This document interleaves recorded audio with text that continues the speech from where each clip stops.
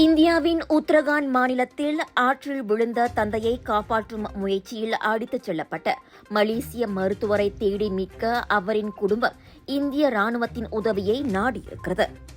September 24ஆம் தேதி அங்குள்ள அலக்நாடா நாட்டில் சமய சடங்குகளில் ஈடுபட்டிருந்த போது தனது தந்தை சுரேஷ் சந்திரா கரை புரண்டோடிய நீரில் அடித்துச் செல்லப்பட்டதால் அவரை காப்பாற்றுவதற்காக 40 வயதான டாக்டர் பல்ராஜ் சேதி ஆற்றில் குதித்தார். தந்தை 200 மீட்டர் தொலைவில் பொது மக்களால் காப்பாற்றப்பட்ட வேளை மகனை இன்னும் காணவில்லை.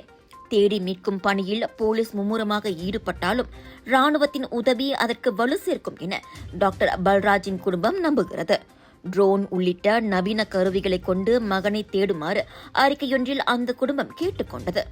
ஆனால் சம்பந்தப்பட்ட இடத்தில் வானிலை மோசமாக இருப்பதால் தேடுதல் பணிகள் சவாலை எதிர்நோக்குவதாக கூறப்படுகிறது. டாக்டர் பல்ராஜின் குடும்பத்தார் 10 நாள் சமய சுற்றுலாவாக இந்தியா சென்றுள்ளனர்.